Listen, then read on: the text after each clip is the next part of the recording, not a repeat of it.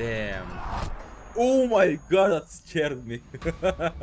Ptolemy, one of the Macedonian commanders, told Alexander there were so many Persian dead, his men had used them to fill a deep ravine so they could cross over it. Rather than face this apparently mad and fearless Macedonian king, Darius fled the battlefield. Yeah, we all have seen this. Obviously, it was like in mosaic art, but we all have seen this image. Hi there. Hello, hello, hello. Welcome, guys. Welcome to a new part of the series of this amazing, greatest goat of the all-time series, the greatest general in history, Alexander and the Battle of Issus, basically. It has been a while since I posted, about this, about Alexander. But we're back with part 2, lol. I think I'll post the playlist. Yeah, I think the playlist, I will post it in the description box, and the video I'm going to put it in the pinned comment. So don't forget to check that out, by the way. So yeah, that's about it. Let's begin with no further ado. I'm gonna put my cap on. There we go. Okay. And as you guys can see, I have have a new haircut. I hope you guys like it, lol. So yeah. Anyways, let's get in. Put the headphones. There we go. And let's go. Let's do this. Plenty of like. Give me this sound. Okay. In 334 BC, Alexander, the 21-year-old king of Macedonia, led a coalition of Greek forces against the greatest power of the age, the Persian Empire. The Achaemenid Empire, yep. He led an army of skilled veterans. At its heart, men of the Macedonian phalanx, armed with the 18-foot Sarissa pike. About the Sarissa pike, I'm pretty sure, yeah, that at the time it was pretty pretty pretty innovative. I think that's what I'm searching for. Yeah, it was pretty innovative, honestly, and I give Alexander props to that, because he was much like the Romans. He tried to adapt and adopt customs. Yeah, try to adopt customs from both Persian, Greek, and other cultures and implement into one. He basically tried to create the Roman Empire, but in this case, it would have been called the Macedonian Empire, obviously. So, or the Roman, or the Greek Empire. I mean, who really cares at this point?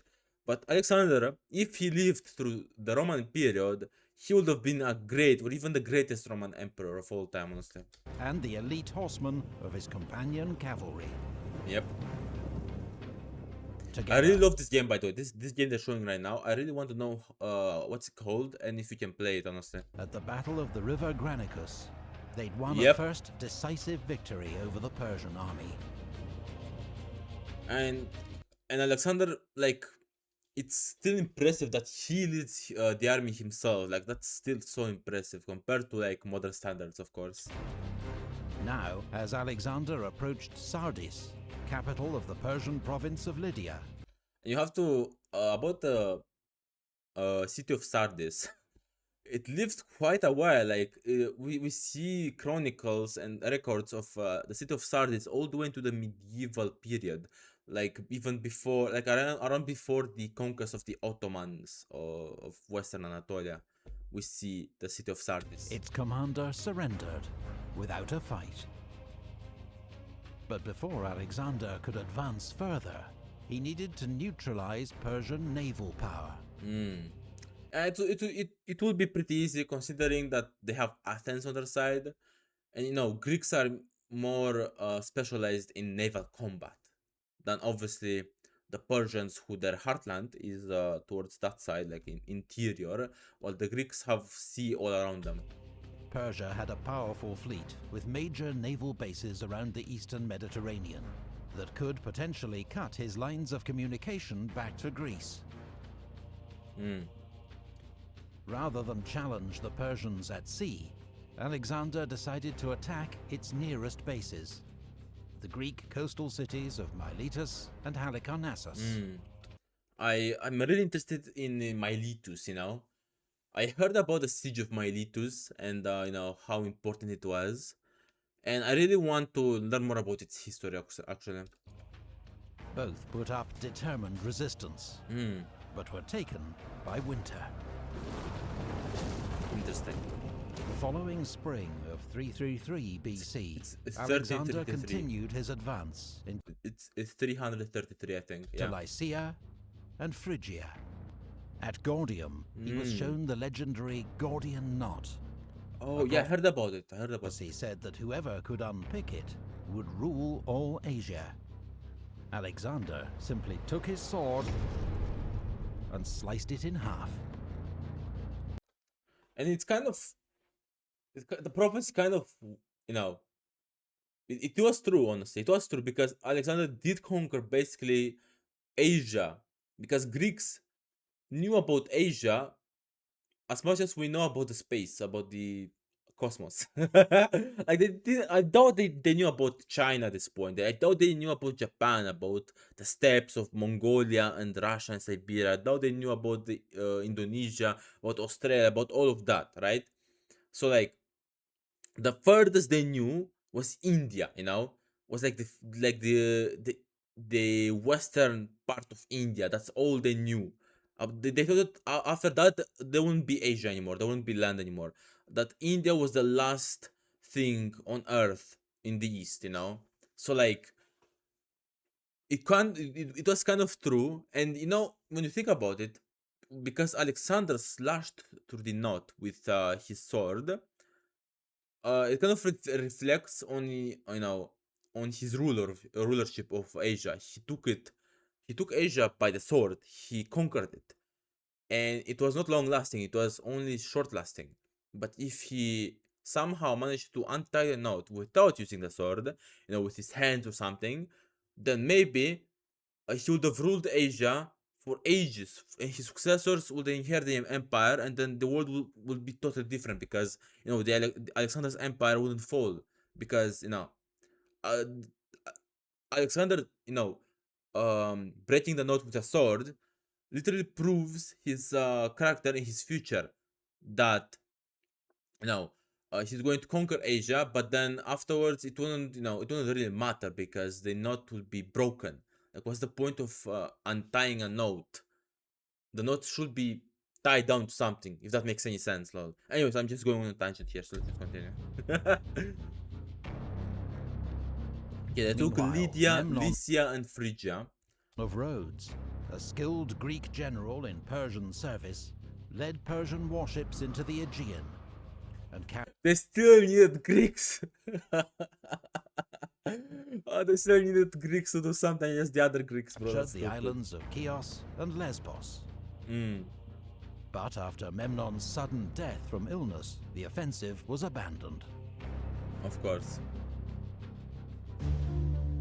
Okay, the Battle of Issus. I think this is the first time Darius 18 encounters months had passed since Alexander. Alexander's army crossed the Hellespont and invaded the Persian Empire. Now, Alexander led his men into Cilicia.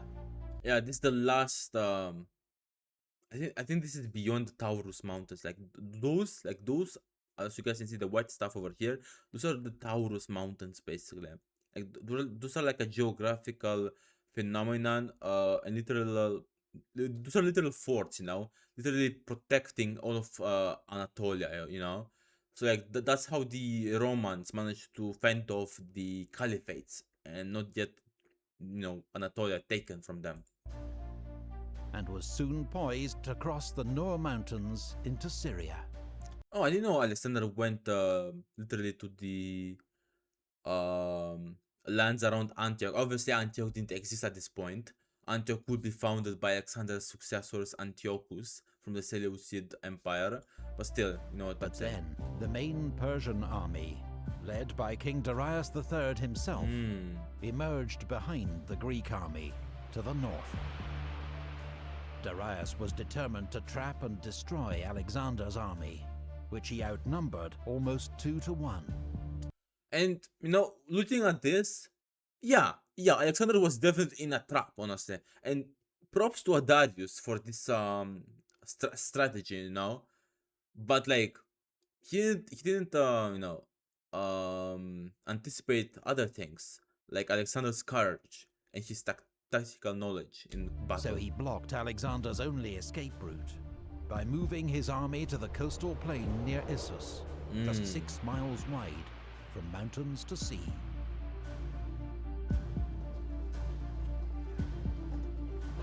Okay. The narrow battlefield would force Alexander to fight, but it also prevented Darius exploiting his huge numerical advantage. Interesting. His army, by some estimates, was up to 100,000 strong. And this was really impressive in ancient times. Like, this was super beefy, honestly. Like, the only other army in Europe who could contest with it would be the later Romans, I'm pretty sure. Contained some of the finest soldiers in his vast empire, including 10,000 of his own household troops, known as the Immortals. Think of it like, the Excubitors and the Scolae for the Romans. His best cavalry were massed on his right towards the sea, where the ground was better for horses. Yeah, it would make sense, His best yeah. infantry, his Greek mercenary hoplites, formed the center. Persian infantry formed his left wing. Interesting. Alexander deployed his own army for battle, once again entrusting his left wing, nearest the sea, to Parmenion, with the Greek Yeah, Parmenion is really underrated, honestly. I read about him. cavalry and infantry. In the center, as always, was the Macedonian phalanx. Yep, really impressive. Alexander positioned himself and his best troops on the right wing, toward the mountain slopes. His elite Agriane javelin throwers, his archers, and behind them the Hypaspists and the companion cavalry. Interesting. Pretty neat. When Alexander saw the strength of the Persian cavalry facing Parmenion on the left, he moved across his Thessalian cavalry to reinforce him. That's pretty nice. Despite his overwhelming numbers, Darius held his position behind a small river, the Pinarus, and waited for Alexander to attack. Okay, you might think this is cowardly, but this is like really tactical. Honestly, if you think about it, like, doesn't matter how much big your army is. If your army is outflanked, it doesn't matter how much numbers your army has. You need to be careful in a battle, honestly. And I give props to Darius for this. He didn't have to wait long. Alexander called out to his men, urging them to fight bravely, picking out some by name. Yeah, I read about this, honestly. I actually read about his speech, honestly. Then, at the head of his army's right wing, he charged. The visuals are amazing, honestly. Like, from where did they get all of this? Once again, the speed and shock of the Macedonian advance sent the enemy reeling back. Yeah, kill all those scumbags, those Persian scumbags. But in the center of the battlefield, the Macedonian phalanx was in trouble. In its effort to keep up with Alexander, its formation had become disordered. Damn. Now, in fierce fighting with Darius's Greek mercenaries, the phalanx was slowly being driven back. Interesting. Wow. Alexander, seeing the danger, regrouped and led the companions in a headlong charge straight at the Persian center.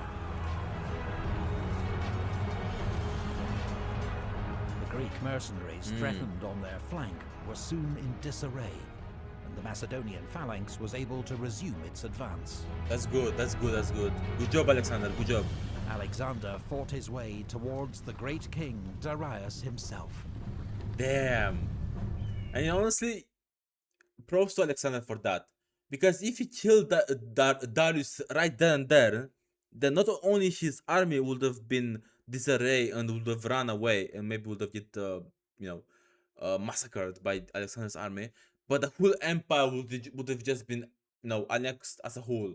Maybe like some other like cities will keep will try to resist, but still at the end of the day, that's the reasons why rulers stopped leading the armies, because there was a high risk of being killed. If you get killed, then you're one, your army gets demoralized. Two, you basically cause instability across your empire or across your state in general. And three, then your enemy literally has your body. Having the body of a fallen king, a fallen ruler, it's very very important in terms of diplomatic advantage, you know. Rather than face this apparently mad and fearless Macedonian king, Darius fled the battlefield. Yeah, we all have seen this. Obviously, it was like in mosaic art, but we all have seen this image. In his royal chariot. Meanwhile, the Macedonian left wing under Parmenion was in a desperate fight against the best of the Persian cavalry. If the Persians could break through here, they could envelop Alexander's army and snatch victory from the jaws of defeat. But Parmenion and his troops fought doggedly and continued to hold the Persians at bay. Good job, Parmenion, good job. As the news that Darius had fled spread among his troops, they abandoned the fight. Exactly. And tried to save themselves. Of course. Damn. Oh my god, that scared me. The battle turned into a massacre. Damn, so many dead. Ptolemy, one of the Macedonian commanders, told Alexander there were so many Persian dead, his men had used them to fill a deep ravine so they could cross over it. Oh my gosh, that's so wrong in so many ways. Oh, how did I forget about this? Now I remember. Oh my gosh, that's crazy. This is so big. This video is big, bro. Damn, son of a moon. Oh my gosh, this is where Alexander becomes a god. Or a demigod in this case. The Battle of Issus was a stunning victory for Alexander. Yep. And amongst the spoils of victory were Darius's wife, mother, and 3 children. I forgot all about taken this. alive and well treated by Alexander. Props to Alexander. Props to Alexander.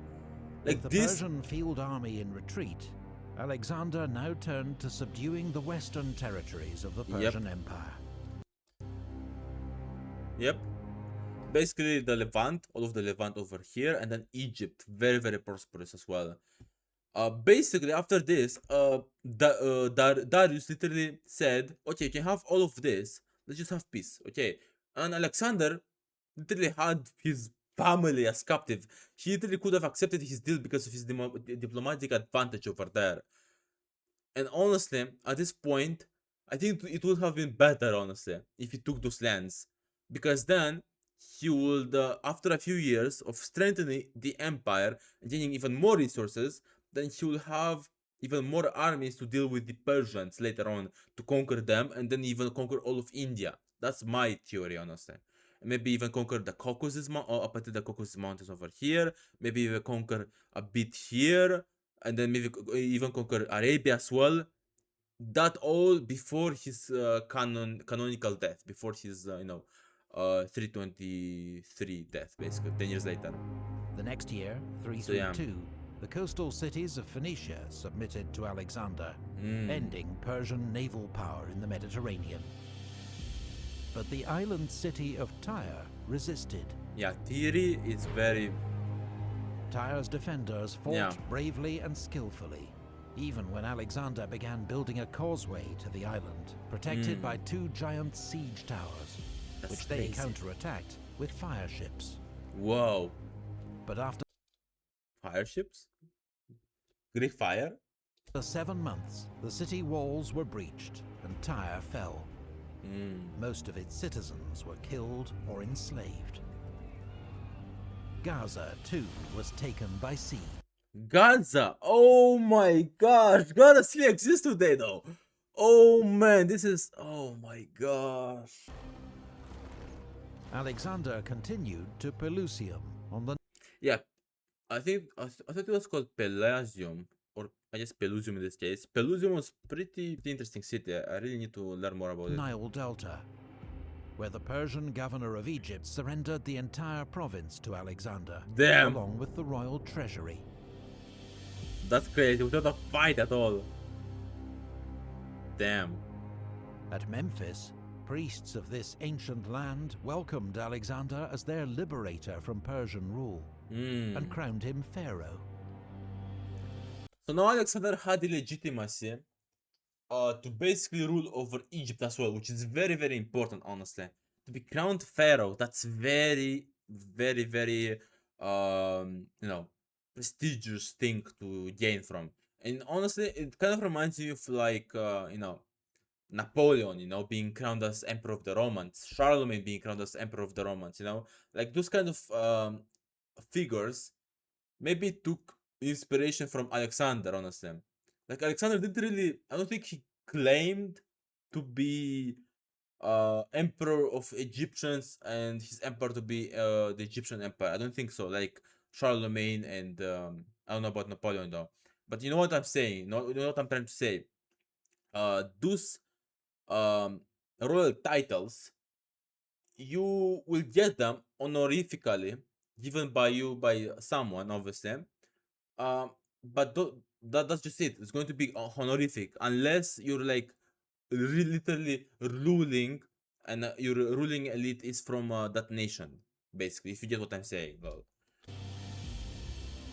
At the mouth of the Nile, he founded a new city, yep. Alexandria, then travelled to the Fun fact: he named, like, literally founded a lot of cities throughout his empire, like more than 100 cities named Alexandria, literally. And I think one after his horse.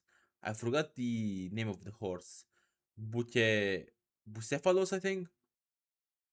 Bucephalios. I forgot the name, but I'm pretty sure she found after his horse's death, he found a city named that. desert oracle of Siwa, where, according to some accounts, the priests welcomed him as son of Amun, king of the gods. Damn. Alexander returned east to Tyre, where in 331 BC he received news of trouble back home. Okay, what? Despite his great victories over the Persians, many Greeks regarded Alexander as a tyrant. What? Why? King Agis of Sparta, with Persian support, now launched a revolt against Macedonia. Bruh, Sparta. Not only... Okay. You should be lucky that we left you alive, dude. Antipater, Alexander's commander in Greece, was already dealing with rebellion in Thrace. Damn. But he quickly marched south and met Agis in battle near the city of Megalopolis. Damn. Good job. Nice. Even the legendary Spartans were now no match for Macedonian military power. Obviously, yeah. Damn. The Spartan army was crushed. Yep. King Agis himself was among the fallen. Damn. That's crazy. That's why rulers nowadays, not nowadays, but like starting from like the starting from like the late 1800s stopped leading the armies, not this reason specifically, but we have seen this with during Napoleonic times, like with Russia's leader, with Russia's leader so much, and then with I think the last ruler to lead an army was from Belgium, I'm pretty sure, honestly, and I think he died or something. Anyways, look at all of this massacre, lol. With his base in Greece secure once more, Alexander advanced towards the Persian. Wait. Greece secure once more. What about Crete? Couldn't they get Crete as well, or is this like an animation error? Alexander advanced towards the Persian heartlands, seeking a final showdown with Darius. He received a letter from the Persian king, offering him a fortune in gold, his daughter in marriage, and half his empire in exchange for peace. Considering how big the Achaemenid Empire was at this point, this will include the territories Alexander holds right now, all of modern-day Turkey, and even Iraq as well. That's pretty interesting offer, honestly.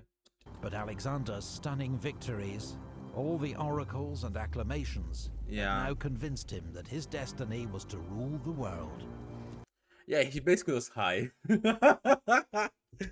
He rejected the Persian king's offer. He should have accepted, honestly. Like, honestly, he should have accepted. And then a few years later, he can go and destroy the Persian Empire. I'm pretty sure. I think, like, sure, we've seen throughout history, he managed to defeat the Persian Empire. He managed to conquer the known world at the time. But still, he died. Maybe he would, maybe do the old butterfly effects I'm saying, that would happen because of his acceptance of the peace deal, then maybe he wouldn't have died so young, you know?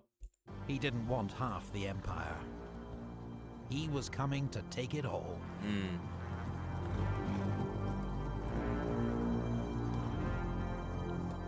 Pretty impressive, honestly. Research and artwork for this video comes from Yeah, those books are amazing. I have read some already, but those books are very good. I highly suggest you also read them because it's a different experience, right? Because on YouTube, you get like told a story, but don't get the full story, right? And not only that, but it's kind of different. You get like a different emotion when you read the book, right? Like I highly suggest you read the book because it's very entertaining and it will help you, broaden your horizons about this topic as well. So yeah, Osprey Publishing's extensive range of books on ancient history. yeah. Go buy them. Do whatever you want. Thank you so much, Epic History. You're the best. This episode was amazing, honestly. Uh, it deserves like literally deserves like more than 1 million views. Honestly, it deserves 1 million views. Honestly, but yeah, this is it. I guess. This was Alexander and the Battle of Issus. Pretty neat. Next episode is going to be the battle of I think the Euphrates or whatever it's called. I think it's called like the Euphrates River. I'm pretty sure that is when the third battle happens, and then another battle would be. I think that would be the last battle. I'm not sure, honestly. I honestly forgot. So that's why we're watching this anime. Anyways, my name is Chetty. Thank you so much for checking this video. I'll leave the video in the pinned comment and the playlist in the description box. And yeah, I hope you guys will enjoy watching the rest of my videos. I'm trying my best to react and give me feedback on my reactions. Are they good? Are they too basic? I really need your feedback. And this is all. Thank you guys so much. I love you guys, and I'll see you guys next time. Bye bye.